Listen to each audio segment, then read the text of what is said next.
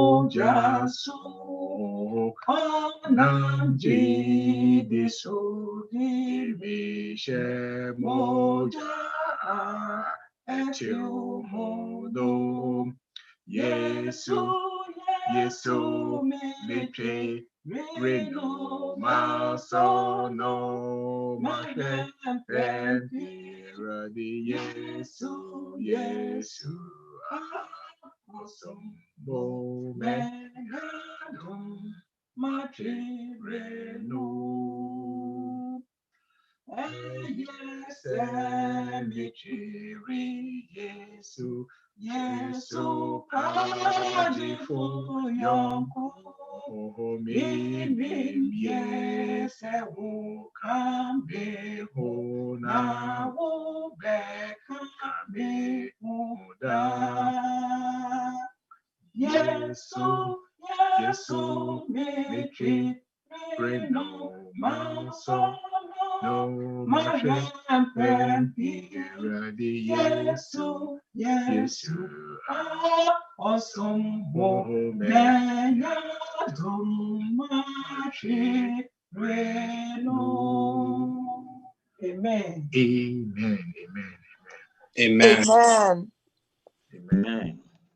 Pastor, and then so for my man, and that was it.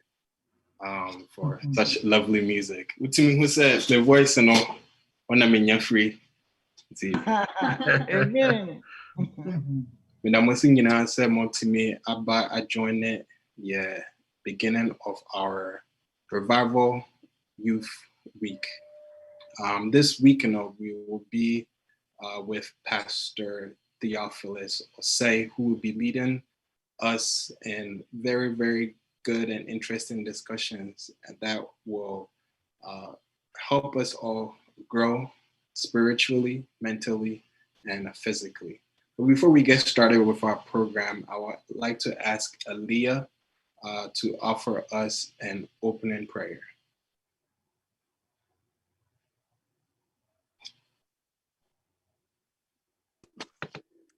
We'll bow our heads for prayer. Dear God, thank you for this day. Thank you for bringing us all on the line today, and be with those making their way to the line. I ask that you speak through our speaker today and let his words help us in our lives. In Jesus' name I pray, amen. Amen. Yeah, thank you so much. Next, I would like Janice and Ketia to give us a special song. Amen. Hello. So today, my song will be taken from hymn 86 and is titled How Great Thou Art.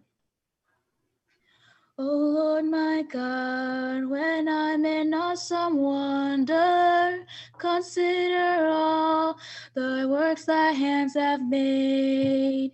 I see the stars, I hear the rolling thunder, thy power throughout the universe displayed. Then sings my soul, my Savior God, to thee. How great thou art, how great thou art. Then sings my soul, my Savior God, to thee. How great thou art, how great thou art. When through the woods and forest glades I wander, and hear the birds sing sweetly in the trees. When I look down from lofty mountain grandeur, and see the brook and feel the gentle breeze, then sings my soul, my Savior God, to thee. How great thou art, how great thou art. Then sings my soul, my Savior God, to thee. How great thou art, how great thou art. And when I think that God his son not sparing sent him to die, I scarce can take it in, that on the cross my burden gladly bearing, he bled and died to take my sin away. Then sings my soul, my Savior God, to thee. How great thou art, how great thou art. Then sings my soul, my Savior God, to thee. How great thou art, how great thou art. When Christ shall come with shouts of acclamation and take me home, what joy shall fill my heart? Then I shall bow in humble adoration and there proclaim, my God, how great thou art. Then sings my soul, my Savior God, to thee. How great thou art, how great thou art. Then sings my soul, my Savior God, to thee. How great thou art, how great thou art. Amen. Amen. Amen. Amen. Amen. Amen. Amen. Janice, thank you so much for that wonderful music. And for everybody that's joining, I want to welcome you once again. For all those that are watching us live on Facebook and also on YouTube, I want to welcome you to our Revival Week. Our theme for this week is titled Anthems of Hope. Anthems of Hope. And throughout this week, today, on Wednesday, on Friday, and on Saturday, we're going to be hearing from Pastor Theophilus Osei. Pastor Theo is somebody that I've known for a very long time. Throughout our usual youth camp and camp meeting interactions. Now, one of the things that I know personally about him is that he is somebody that loves to enjoy playing basketball. I have challenged him. I have gotten beaten by him. And so he's a very, very good player. But despite all of that too, he's also a very, very good preacher. So I'd like to welcome Pastor Theo to our platform this week. And we want to thank you, Pastor, for going through this whole theme of Anthems of Hope with us. Our program is structured in a way that if anyone has questions, we want you to save it till the end. And please contact us, contact me. If you don't have my number, contact Pastor or try to find my number somehow. What we're gonna do is we're gonna answer the questions the following time. So the next time that we meet on Wednesday, we will answer and go through any questions that came out during the presentation before we proceed. So please keep that in mind. And also continue to pray for this event, pray for our youth, pray for all those that are listening. And I pray that God richly blesses us all. Amen. Amen. So now I would like to turn it over to Pastor Theo. If you are there, I hand over the program to you.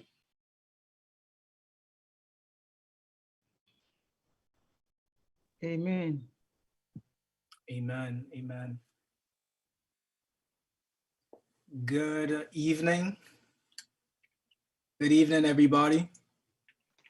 Good evening. Good evening. Good evening. I'm tempted to say happy Sabbath, but I recognize that today is Sunday. So I bid you a good evening. I trust that God has been preserving you and God has been taking care of you all throughout this entire weekend. I know we've been blessed. There's been quite a lot going on. I know Central Zone Youth had their revival weekend and God blessed mightily.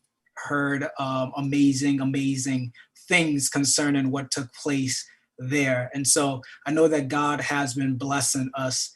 And we are so lucky that the Lord just wants to continue to feed us. He wants to continue to feed us and he wants to continue to use us for his own honor and glory. And so tonight we are going to begin a very, very special program that we have entitled Anthems of Hope, Anthems of Hope. And throughout this series, we are going to be highlighting some amazing, amazing Bible truths, that is sure to revive us, to strengthen us, and to continue to help us as we seek to draw closer to the Lord. Let me go ahead and share my screen here with you all, and then we will dive right in. This all week long, we are going to be engaged in an evangelistic series, as I've already mentioned, but today's Sunday, we have the schedule completely set, and you have it right there on screen. Today, our message is entitled, How Great is Our God? How great is our God? I want to thank the young lady that just sang that beautiful music for us. Truly, how great is our God? We hope to answer that question here tonight. On Wednesday, we're going to be back here on this line, and Wednesday's message we've entitled His Story. And so we're going to delve once more deep into God's word to see what the Lord has for his people. And then Friday evening, we're going to be back again. Friday evening's message is one of my favorite messages to share. It's going to be the day after Thanksgiving, and we're going to study a topic, a theme in Scripture. I've entitled that sermon, Black Friday. And then next week, this coming Saturday, we have a power-packed session, not just one session, but two power-packed sessions. The first one is entitled Evangelion, and the second one is entitled The Return of the King. Evangelion and the Return of the King. So that pretty much is our setup for the next, the coming week. Everything that we are going to be involved in doing and everything that we are going to be studying. And so I'm beyond excited. And I hope you are as excited as I am, because I know that God is going to be speaking to our young people this week.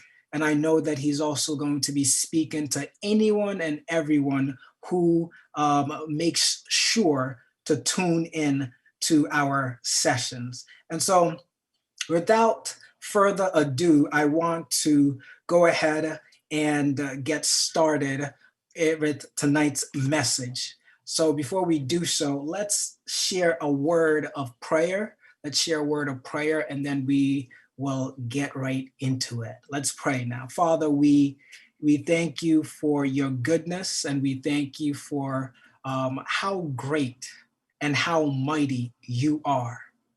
We serve a wonderful God. We serve a powerful God. And we serve a God whose wisdom and strength and intellect we cannot measure. Lord, we just want to know more about you. We pray tonight that as we begin our evangelistic series here, this revival series, Lord, that you would come and be in our midst. We pray and ask, Father, that you would come and empower the preacher, the speaker, that, Lord, he not pronounce his words, but that he would borrow words directly from you. Father, bless and be with the speaker, be with the hearers, and help us, dear Lord, to be drawn ever closer to you, is our prayer this evening. We ask in Jesus' mighty name. We say, amen. Amen. Amen. Amen. Amen. Amen. Anthems of hope. And tonight, As we start our session, we are talking about how great is our God. I pose it to us, to all of us as a question. How great is our God? The heavens, the Bible says when you look up in the night sky, the heavens declare the glory of God. And I tell you that the heavens declare the greatness of God. And I know that sometimes, especially those of us, if you're like me living in New York City, it's hard to peer out there and look deep into the sky and see all of the stars that are out there. But truly, when you look and look carefully and look closely, you would discover that truly our God is great. And the heavens, the night sky shouts his greatness, screams his greatness, declares his greatness, and testifies to the greatness of our God. And so tonight, I want to set the tables, give us our agenda so we are all together on our expectations moving forward. What I'm going to do with our presentation tonight is we're going to set the table. We're going to set the table, look at some passages as we try to answer this question, how great is our God? From that, I'm actually going to have a bit of a surprise tonight. We're going to share a video from a good friend of mine. His name is Louis Giglio.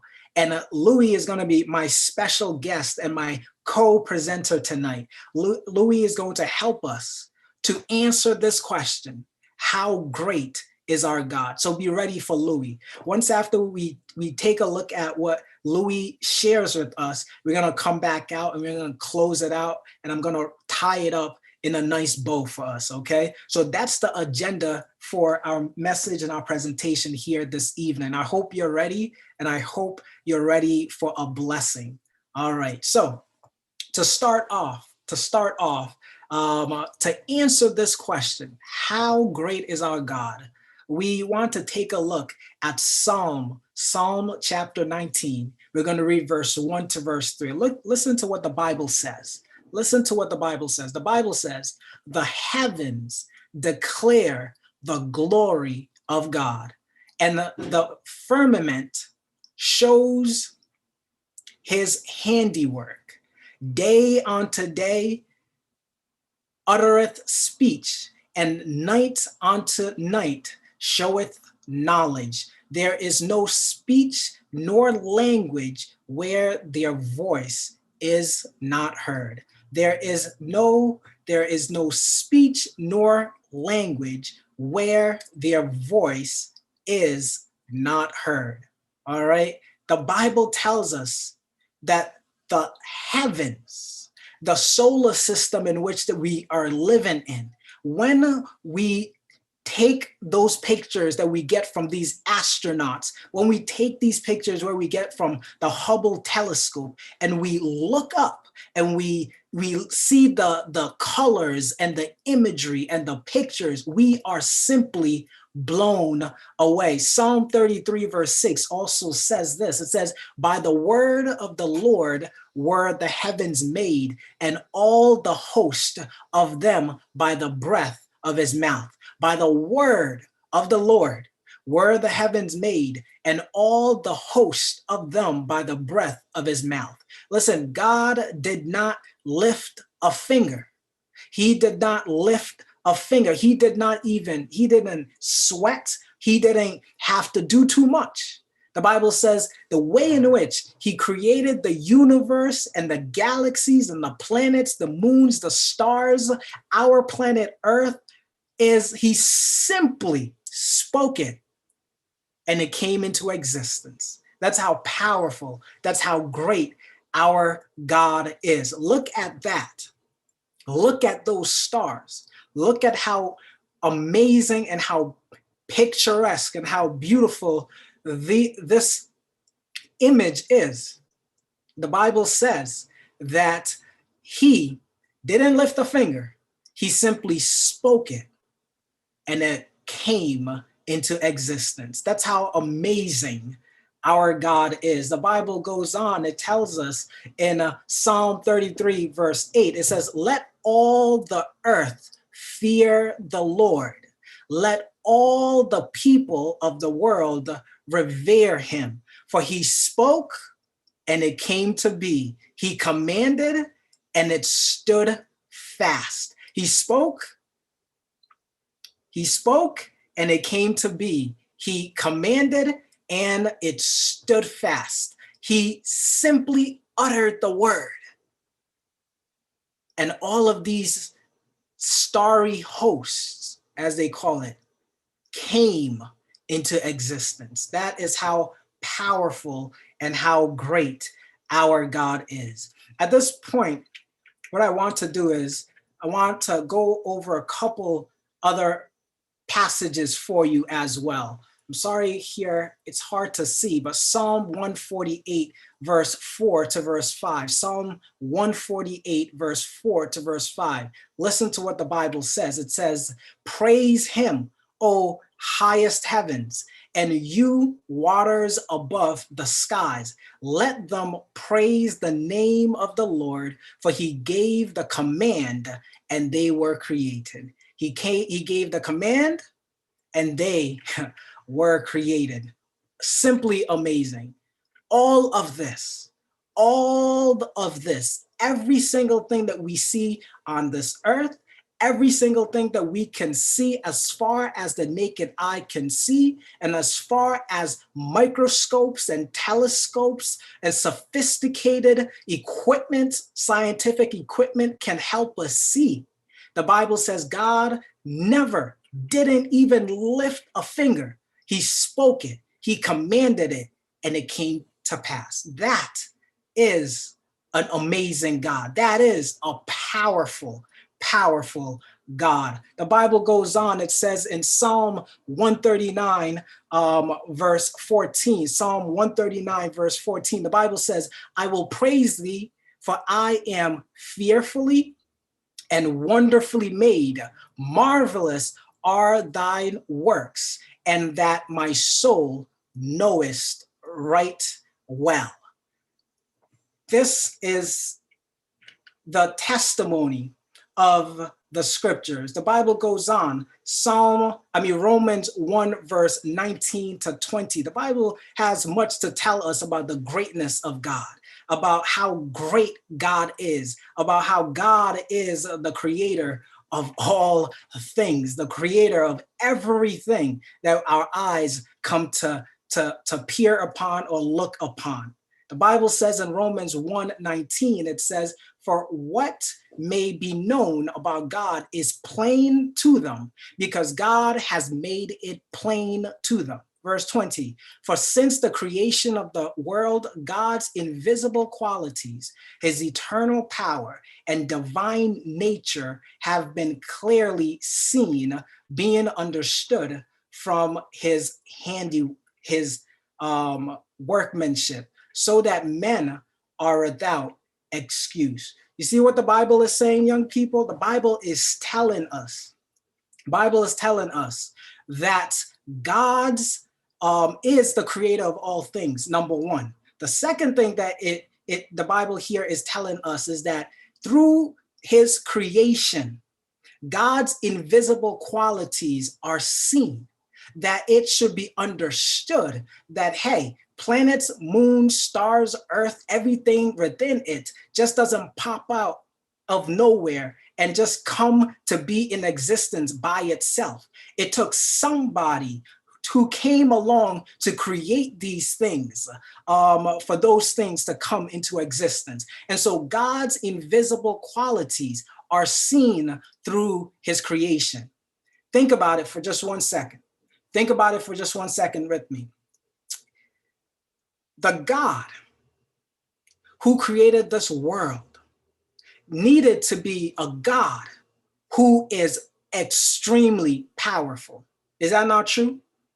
Absolutely, because he needs to be powerful enough to be able to create all of the energy, all of the power, all of the energy that is in the solar system and in this universe, he needs to be at least just as powerful to be able to rein it in, to be able to control it all, to be able to make sure that they are functioning properly.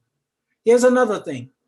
The God who made the world that you and I are living in, by definition, needs to be an infinite God, a God of infinite wisdom. Because last time I checked, the world is full of complexities. The world is not just a simple little thing that anybody can create, right, or make.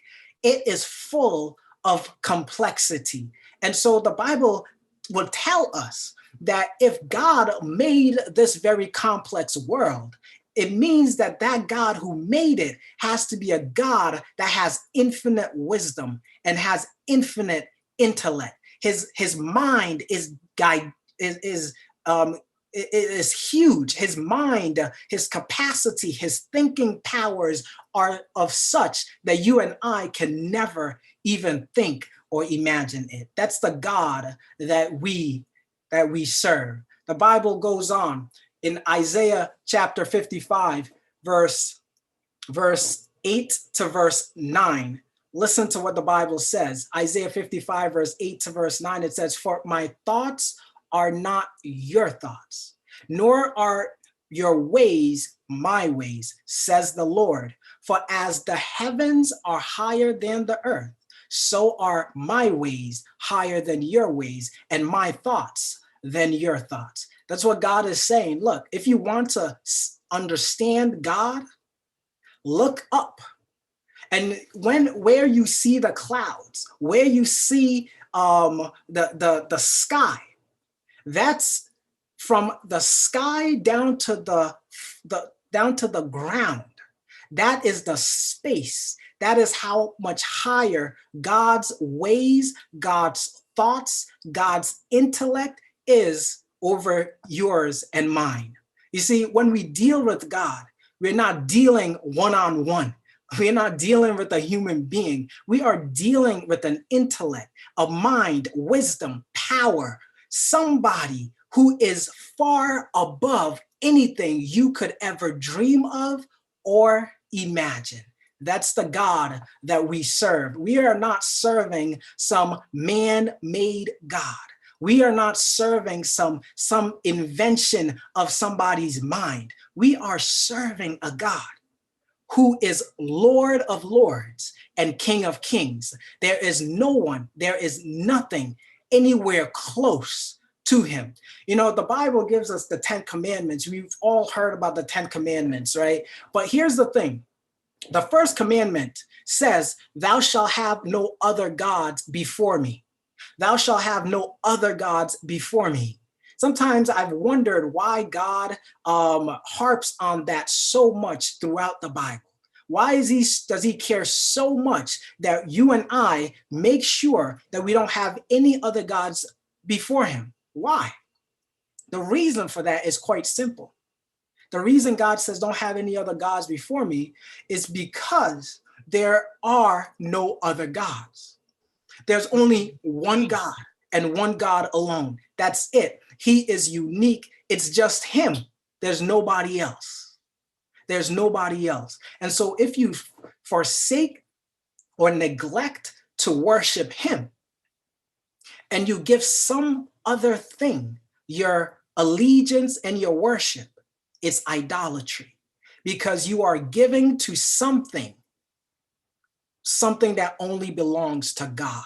And there is only one of him out there. There's only one. There's not thousands. There's not millions. He is unique all by himself. He is in a class all by himself. He is in a class of his own. The Bible gives us all of this. Look at that wonder. Look at that imagery. God made and created and put all of these things into existence. And he did it. He did it not laboring. He did it not sweating. He did it by just uttering the words. And all of this came to be. We serve an amazing, amazing God.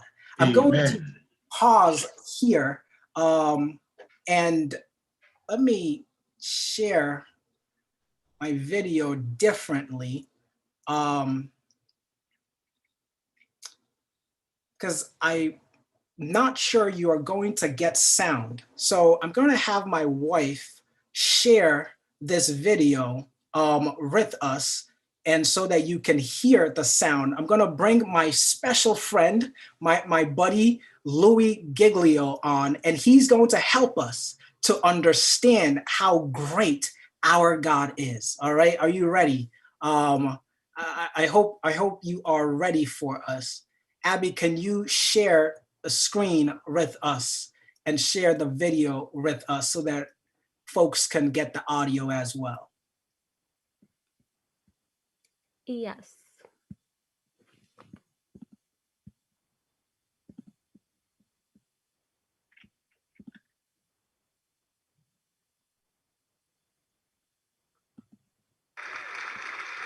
If there's anything that could happen tonight, our heart is that we will leave tonight with at least a couple of things having happened to us. One being that our view of God will be completely blown up all over again, and that the view that we have of God will be expanded in this place tonight. And that we will leave here with the confidence that he is able to hold on to us and hold us together no matter what circumstances come our way in this lifetime. And if you were with us on the Indescribable tour, we sort of took a swing at that first part, looking at the bigness of God and the greatness of the universe. Anybody make it out to the Indescribable tour, by the way? A few of you guys were there. The story of it in a nutshell was that the heavens are telling the glory of God. Their expanse declares the work of his hands. In other words, all you have to do is look up and you see the size of the God that we're worshiping tonight. We ended that, just a little review, with this galaxy right here, the Whirlpool Galaxy. You're like, man alive, we're talking about astronomy at a Christian worship service. Why not? The God that we're worshiping tonight is the one who created that right there. It's called the darling of astronomy. The reason why is it's sitting completely perpendicular to us on Earth. And when we look up at it, we get this beautiful view. But check this out. The Whirlpool Galaxy is 31 million light years away from where you're sitting right now. Okay, they got nothing in here tonight. 31 million light years away. That's just the first little thing we got to catch up with tonight. By the way, the story opens like this. In case you forgot, in the beginning, God created the heavens and the earth, and he said, let there be light, and there was light. And that was a phenomenal moment when that happened, because light came out of the mouth of God traveling 186,000 miles a second. That's how fast light is traveling through the universe. And so a light year, therefore, is how far light travels in 1 year, and I'll do the math for you. It's 5.88 trillion miles is a light year. So as we talked about before, when you start to get around in the neighborhood of God, the mile is not going to help you. The yardstick, the ruler, the tape measure, these things are of no value in the universe that God has made. We're using a ruler called a light year that's 5.88 trillion miles long. And if you'd like to go to the Whirlpool Galaxy, be my guest. All you have to do is multiply 31 million, that's how many light years it is away, by 5.88 trillion miles, and that's the distance that you've got to cover. Anybody with me so far? I'm wondering, are there any science lovers here tonight? Because we're going to have a little scientific content tonight, and I need to know if anybody's going to be with me so far. So you do the math, or you could look at it a different way. You just have to travel 186,000 miles a second for 31 million years, and voila, you will arrive at the Whirlpool Galaxy. Second thing that's pretty stunning, given that our God made that, is it contains 300 billion stars in that one galaxy, 300 billion stars. And it is one of hundreds of billions of other galaxies in the known universe that God has made. And it just reminds us all over again tonight, man, this God that we're singing to tonight, he's enormous. He's bigger than anything we've ever dreamed of. He's bigger than our wildest imagination of him. But we ended by looking inside that thing, and this is pretty stunning. Those of you who've seen it remember, but the Hubble Space Telescope is circling the Earth at 360 miles above the Earth, and it takes amazing images of these galaxies and other phenomenon of the cosmos, and it looked into that white core of the Whirlpool Galaxy, and lo and behold, there is a black hole in there. And we'd never seen it before until Hubble could take an image of it, and I found this on NASA's site, hubblesite.org. This is what Hubble sent back to us from 31 million light years away from the black hole core of the Whirlpool Galaxy. They send us back this image right here, and it's just crazy. It's crazy. It's the glory of God, the grandeur of God. It's the grace of God and the mercy of God everywhere we look. It's the imprint of God in all of creation, everywhere we turn. And tonight we just want to begin with the bigness of God, the grandeur of God all over again. We're going to do it by looking at 4 stars. Can you handle 4 stars tonight? The first one's easy because there's just one star in our solar system, and that star is called the sun. Thank you very much. Yes, it's our own star. It's there's an image of it for you, by the way. It's a little more fierce than we often think. It's 10,000 degrees Fahrenheit on the surface, but what I want you to see about it is how big it is. It's 93 million miles away, so when you're looking up in the sky, it's pretty good pace out there. By the way, light traveling 186,000 miles a second. It's only taken 8 minutes to cover that 93 million mile journey to touch your skin here in Atlanta, Georgia. But what I want you to see is the size of it. It's like 1,000,000 times the size of the earth, and that matters to us tonight. When you hear what the psalmist said, listen to his words. By the word of the Lord, this is Psalm 33, the heavens were made. In other words, God didn't lift a finger when he made the universe. By the word of the Lord, the heavens were made. But he goes on to say, their starry hosts by the breath of his mouth. So we're looking at something so intense that we don't want to get any closer than 93 million miles away, which is what we are right now. And then we read that God just breathes out stars. It's crazy to think about it. 1,000,000 times the size of the earth. So here's a little perspective that sort of changed my life. If the earth were the size of a golf ball, okay, the sun would be 15 feet in diameter. Okay, that didn't seem to move anybody either. So let me try it a different way. Let me just try it just a different way. I thought I might need this, so I brought a golf ball, okay? So all through the evening, this is gonna represent Earth, all right? So this is where we are.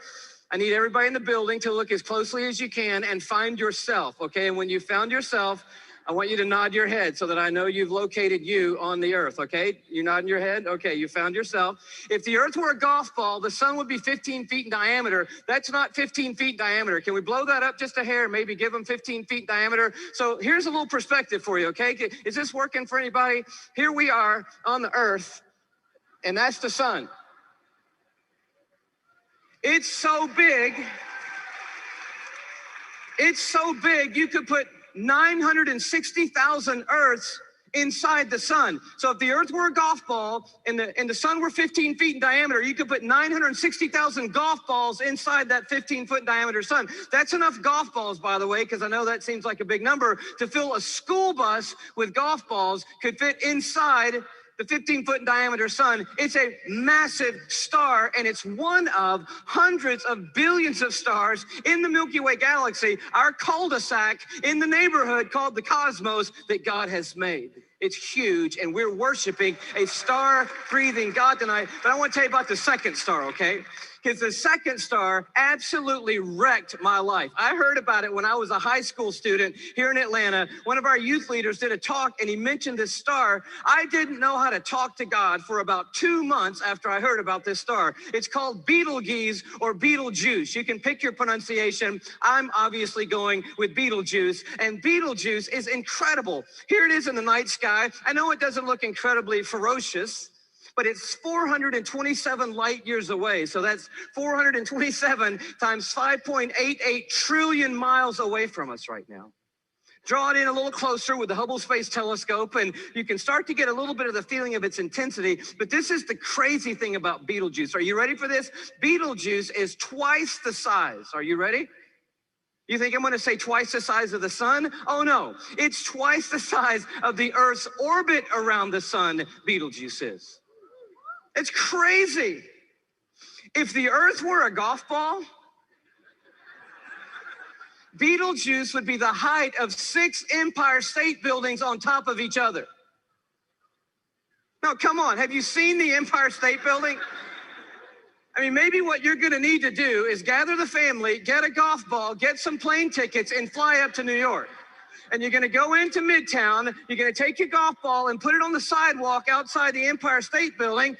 Don't worry about people thinking you're crazy. They're not even gonna notice you in New York. You're gonna go across the street, you're gonna look up at the Empire State Building and imagine 5 more Empire State Buildings on top of the Empire State Building. That's Betelgeuse, and that's the Earth, and somewhere you're on it.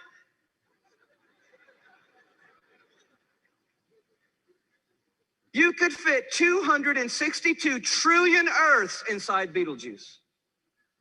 So if the Earth were a golf ball, that would be enough golf balls to fill up the Superdome with golf balls 3,000 times.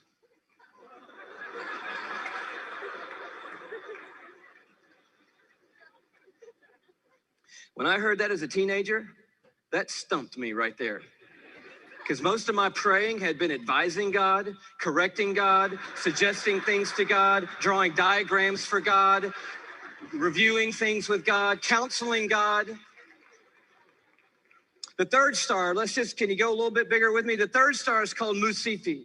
Here it is in the night sky. It's that gold star to the top left. We have the big image of it. It's 3,000 light years away, but I just want you to see it in the span of all these little glittering stars so that you know that at times when you look up at night, it is not just twinkle, twinkle, little star, how I wonder what you are. I'm telling you what you are. What you are is intense and huge and massive and ferocious is what you are. And this one used to be called Herschel's Garnet Star. Check it out. If the Earth were a golf ball, Musifi would be the width of 2 Golden Gate bridges end to end. Apparently, you're going to need to go from New York to the West Coast.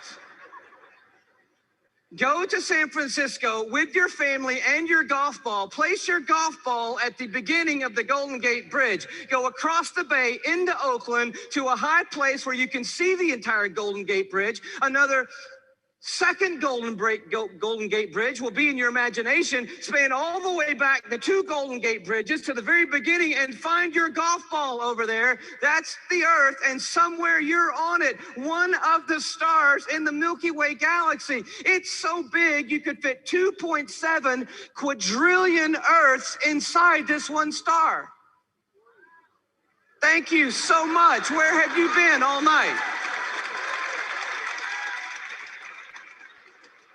Now, quadrillion we have not talked about, and I need to explain this just briefly because I don't know about you, but I do not understand the national debt or any numbers bigger than about $875.28. I get that number. Go bigger than that, I don't know. But you need to understand a quadrillion, okay? Because this star is crazy big. A quadrillion, let's do it this way. Everybody knows a million, right? How many know what a million is? You can kind of get your head around a million. Everybody? All right. You know that a billion's 1,000 million, and a trillion is 1,000 billion, and a quadrillion is 1,000 trillion, right? Everybody knew that? Here's the perspective. This changed my life, right? A million seconds ago, 12 days ago. Isn't that cool? See, that saves you doing that on your little calculator at home, which I dare you to try to do when you get home tonight. But a billion seconds ago, you're thinking, oh my goodness, if it's 12 days ago, I'm going all the way back to like September with you, Louis. This must be crazy, right? How about May 1975 is a billion seconds ago? You're like, whoa, that's a little bit bigger than a million. Oh yeah. A trillion seconds ago, you're like, I'm on the 1800s. No. Christopher Columbus? No. 29,700 BC is a trillion seconds ago. A quadrillion seconds ago, 30,800,000 years ago is a quadrillion seconds ago. We're talking about a really large number, and Musifi is so big, you could put 2.7 quadrillion Earths inside this one star. But it is not even the biggest star we have found. I love science, and science has just brought us the largest star they found. It's called, are you ready for this? Canis Majoris. Now, I'm no linguist, but that's a cool name for the biggest star we've found so far. I think that means the big dog star, and that's exactly what it is. I bring it to you as a little bitty purple, glow just to the right of center there. But Canis Majoris, oh wow. If the earth were a golf ball, Canis Majoris would be the height of Mount Everest.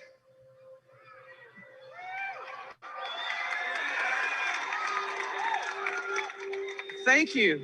You just saved your family plane fare from California.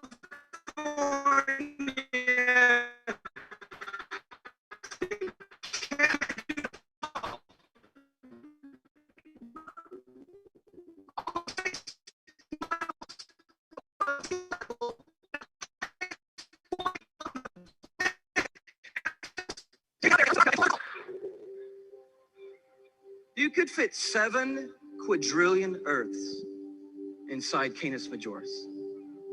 That's enough Earths, if the Earth were a golf ball, to cover the entire state of Texas in golf balls, 22 inches deep.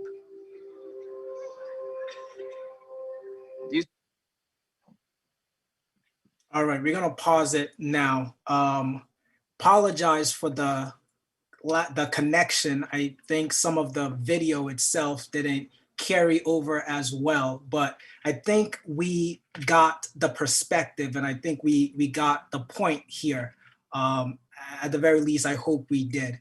The point that I really wanted my friend Louis Giglio to really share with us is that we are serving a God who breathes out stars. The Bible says that he just simply declared it, and these stars, these solar systems, these planets were made.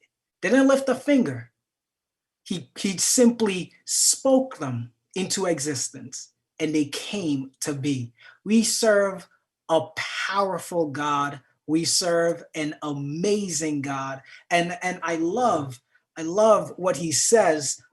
He said in the video early on, he said that once he learned about one of these stars, how large, how grand, how big it was, he stopped. He couldn't talk to God for about a month. He stopped counseling God. He stopped drawing diagrams for God. He stopped trying to tell God what to do. He stopped trying to coach God to be better at ruling the universe. The truth of the matter is we serve a God who is infinite in mercy, but infinite in wisdom and in power. He knows what he's doing. Whether or not you believe sometimes when things are tough in life, whether or not you believe that God knows what he's doing is a different story. But the Lord knows precisely what he is doing, and he is blessing his people, and he is encouraging his people.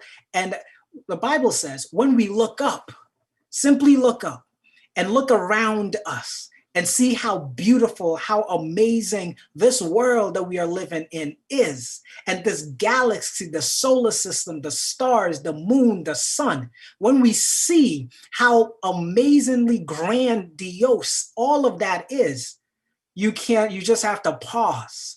You just have to pause, grab your hymn book and start singing "To God Be the Glory," because we serve an amazing God and a powerful God. But as we wrap up tonight, there's something else I want to show you.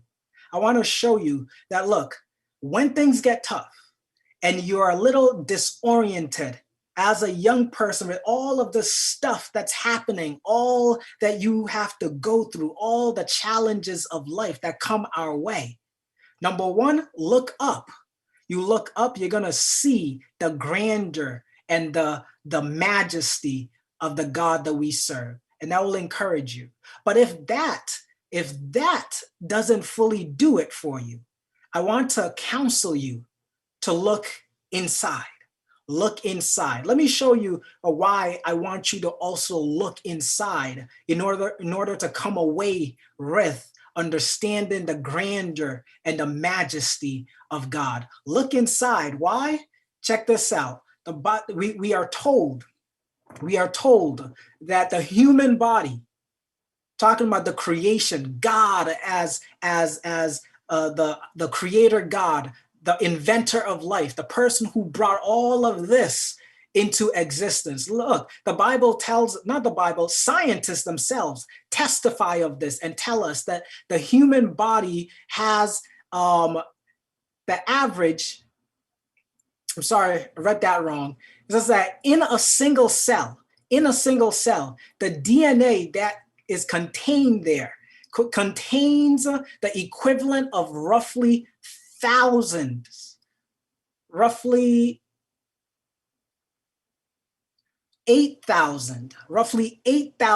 books in one single solitary cell that is in your body, that is in my body, one single cell. The DNA information, the DNA that is contained in there is roughly about the equivalent of 8,000 books. And scientists tell us that the human body has an average of 100 trillion cells. So now think about that. You walking around, there's about 100,000 cells that constitute who you are. And in each one of those cells, the information that God has placed in there so that you can work well, so that you can function properly, in one single cell, there's roughly about 8,000. The information in one cell is roughly the equivalent of the information that is in about 8,000 books. I don't know about you, but that is amazing. That is incredible. If the DNA from one cell were uncoiled, it would extend to about 3 meters in length. 3 meters in length, or 9.84252, for those that want to be exact, 9.84252 feet long.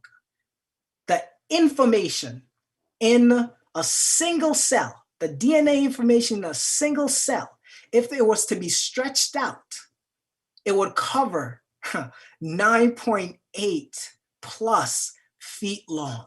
That's how much information God has placed, directives and instructions God has placed in a single cell that is in your body. And he has made you consisting of about 100 trillion cells. That is an incredible God. A God who can make and create human beings like that.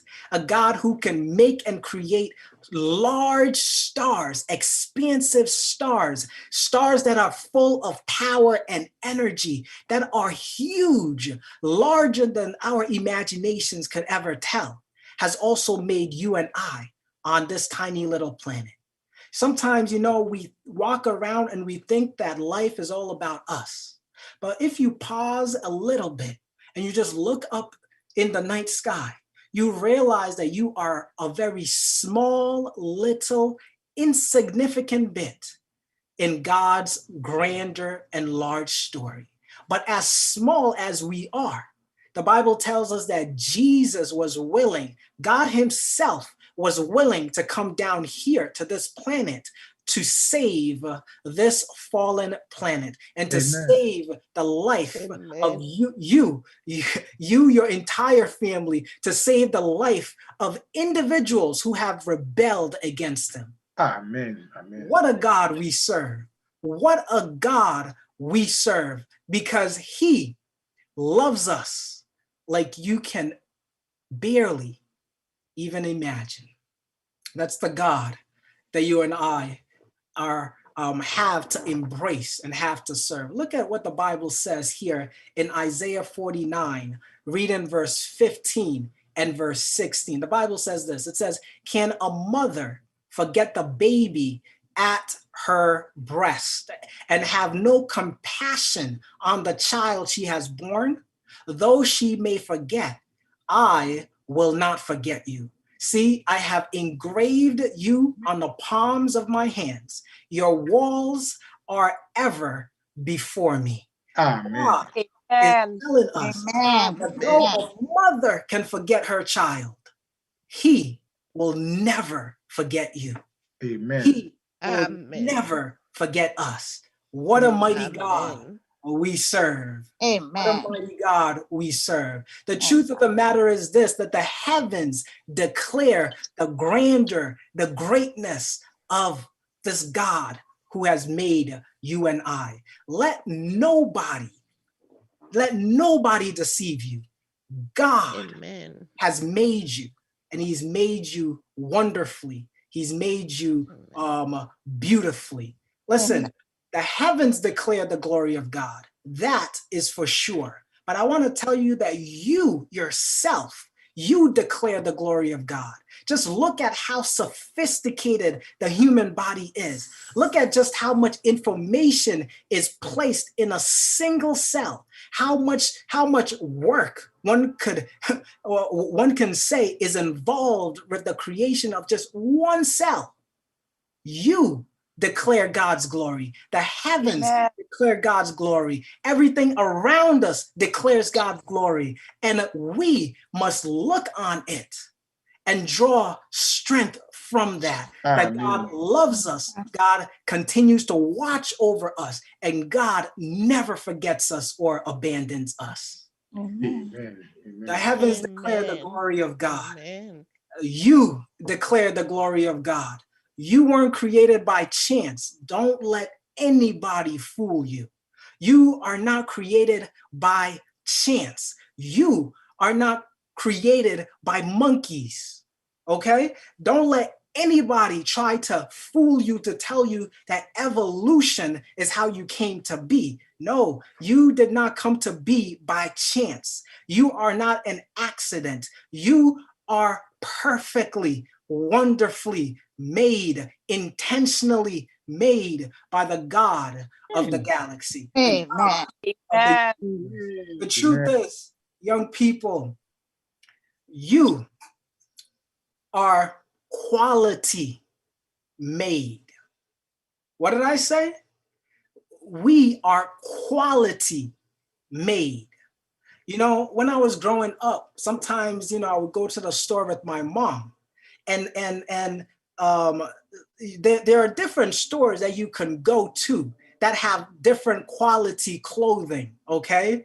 And sometimes we would go to a store that was, you know, it had very, very cheap clothes, and it was very, very cheap, you know, because as you know, I didn't grow up with a silver spoon, right? Every once in a while we go to a store, I'm not going to name the store, but we go to a store that, you know, as you're entering into that store, you're looking around, make sure that your friends don't see that you are going into that store, right? But the truth of the matter is, some of these stores, not all stores and not all clothing are made the same. Some are of greater quality and some are of lesser quality.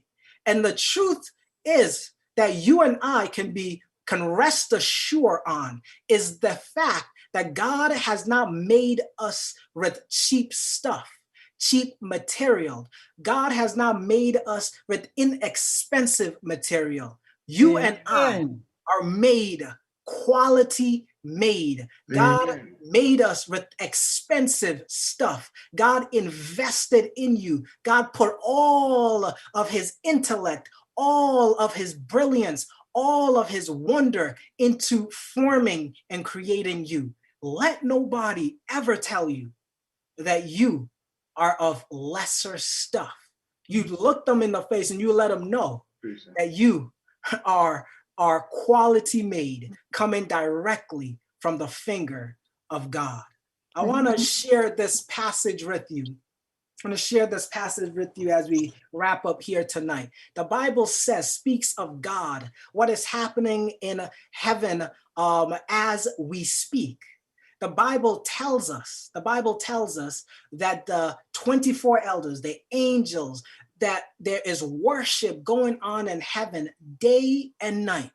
But take a look here in verse 10 and verse 11 of Revelation 4. The Bible says this. It says, the 24 elders fell down before him, speaking of God, who sits on the throne, and worship him who lives forever and ever, and cast their crowns before the throne, saying, you are worthy, O Lord, to receive glory and honor and power, for you created all things. It doesn't say you created some things. No, it says for you created all things, and by your will they exist and were created. What a mighty God we serve. It is by his will that you and I are here. It is by his compassionate will that you and I are here. I want to tell you that the Lord, this God, as grand, as awesome, as amazing, as wonderful as he is, he cares for tiny old you and me. He thinks of you. He wonders about you. He spends his time trying to conceive a way in which he can save you. My prayer is that you would allow God to come into your life. Allow this God, who is a God of wonder, to be able to come and possess you. Somebody said, give your life to God. Why? Because he can do more with it than you ever could. So I want to echo that same sentiment to you here tonight as we wrap up. Give your life to God. Give your life to the God who made and created all things, who cares and loves you as deeply as anyone can love somebody else. Give your life to that God, for he can do more with it than you could ever dream or imagine. You are carefully, fearfully, and beautifully, wonderfully made. May God bless you. May God keep you. And may we draw and desire to draw closer to this God who loves us so much, who cares for us so much, who is trying to draw and pull us to his side. Let us pray tonight. Father, we thank you. We thank you for your word. We are grateful to know that we are not just an afterthought. We're grateful to know that we didn't come from the hands of monkeys, or that we aren't simply just accidents that just happened.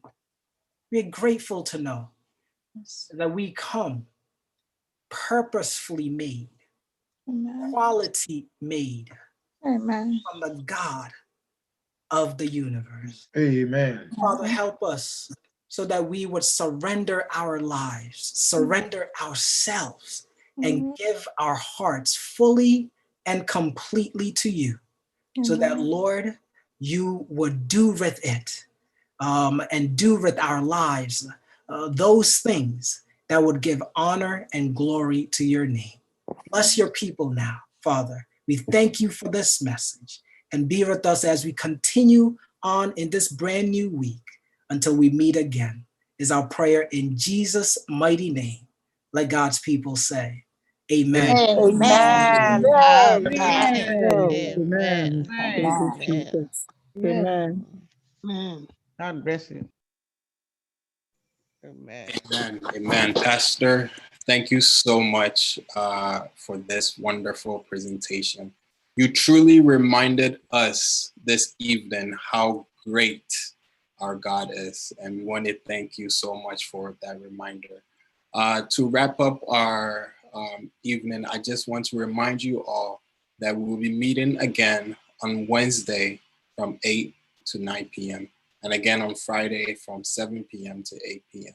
So before we close, also, just a reminder that if you have any questions or Pastor had said something that you really didn't understand, you want more clarification, please let us know and we'll try to address that before in our program on Wednesday before we start. So we want to also thank you all for coming, and may God continue to bless you. Let us share the grace before we end. May the grace of our Lord Jesus Christ, the love of God, the love of the God, sweet fellowship of the sweet Holy Spirit fellowship of the Holy be Spirit, with us now and forever. rest now and forevermore. Amen. Amen. Amen. Amen. Amen.